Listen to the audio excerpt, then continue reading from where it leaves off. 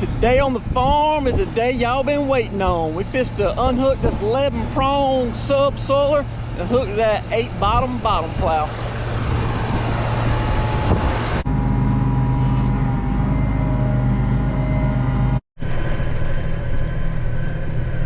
A viewer named Peanut Smith commented on the video when I unveiled this 8-bottom plow that we was about to find out if this 8530 burns oil, and how true that statement is. It's gonna be a monumental task to pull that big bottom plow, so in preparation for that, I've been running an 11-prong subsoiler between 17 and 18 inches deep to reach down really deep and get that deepest hard pan broke up. That is about 2 to 3 inches deeper than what I'm going to be pulling that bottom plow.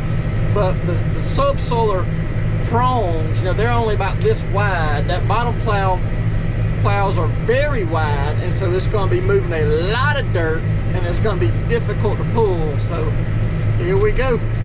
This is the plow we're going to be pulling today. Around here in this part of the country, we call this a bottom plow or a turning plow. When you use it, it's called breaking land. In other parts of the country, they call this a mold board plow. They say we're plowing with a mold board plow. Around here, we say we're breaking land with a bottom plow. Same implement, same exact task, but different parts of the country, they call it different things. This particular plow does have 8 pans or 8 bottoms, however you want to say it. It's got 8 of them. This is a 995 John Deere. We got this at auction and did a complete remodel on it. I'm talking about, if you didn't watch the video, we sanded the old paint down, new paint, new decals, all new wear parts. A lot of work went into this plow to get it looking right and get it ready for turning this land. So here we go.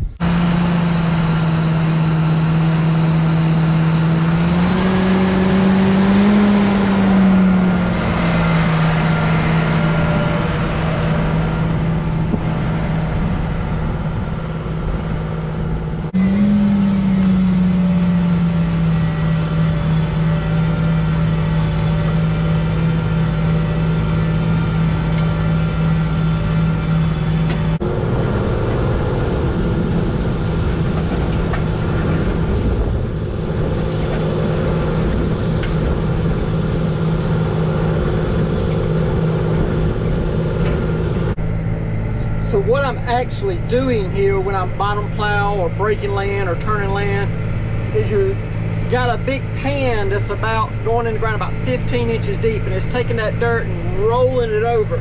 So the dirt that was down 15 inches is now on the surface, and the dirt that's on the surface is now 15 inches deep. You're flipping the land over. You're breaking it, you're flipping it over.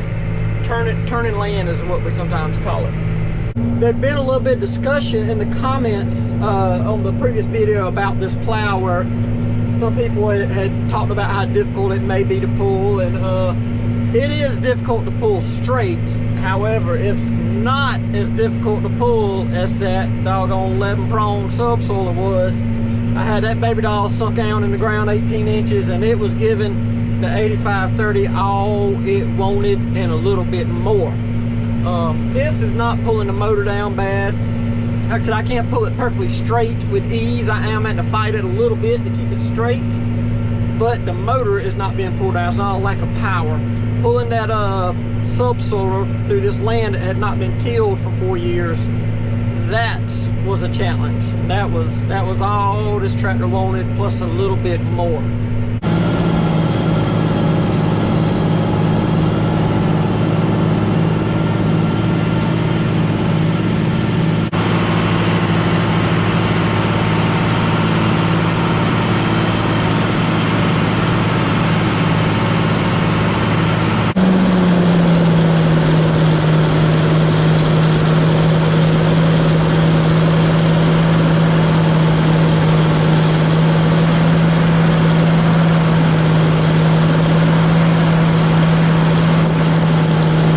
See here the deep ditch. It's pretty deep that I'm having to ride the edge of all day long and try not to slide off into.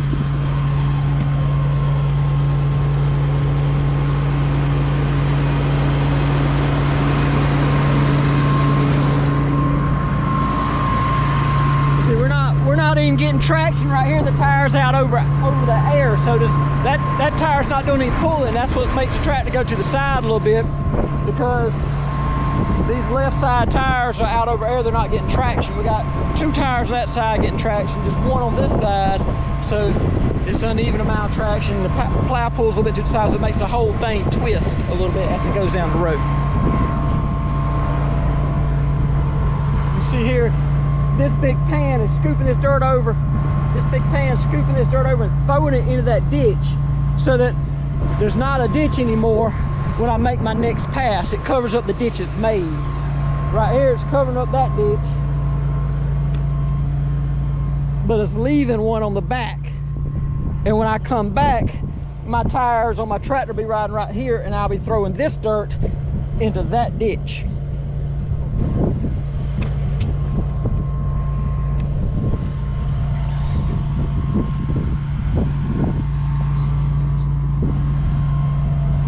When this dirt gets flipped over, it creates what you call shields. You get these big shiny pieces of, and when it's red clay, it's particularly worse. It's not as bad in other soils, but in red clay, you get these shields.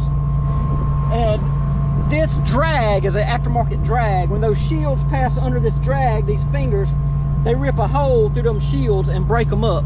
It's very important to do that. My drag wasn't touching right here, so these shields didn't get broken. If those shields aren't broken while the humidity, while the moisture's in the dirt, they become hard as bricks. They're hard as rocks, and then you can't break them. So you have to break them while they're still wet. And so you have this drag right here, this breaking those shields, and usually close behind the bottom plow as well, we're running a field cultivator to get a real fine till surface out here, that's smooth as a bed sheet.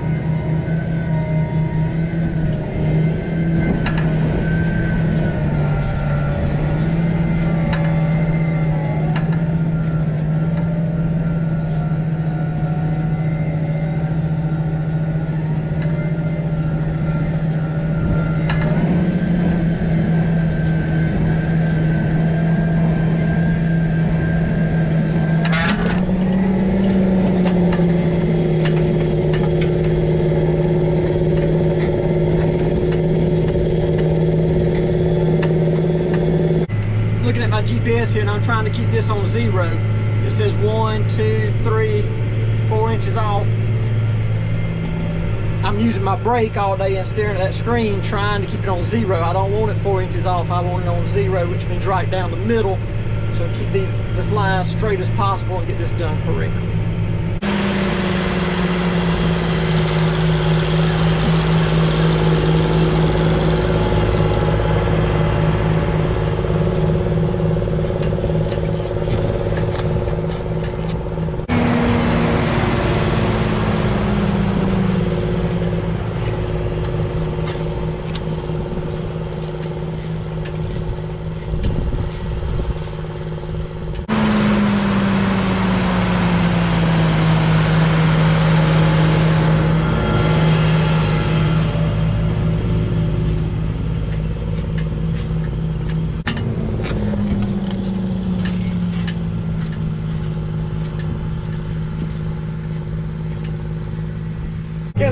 late out here, but I'm gonna run a little longer. I'm hoping we catch a rain tonight. I need some rain. It hadn't rained in 2 weeks since I put them taters in the ground, and they're thirsty.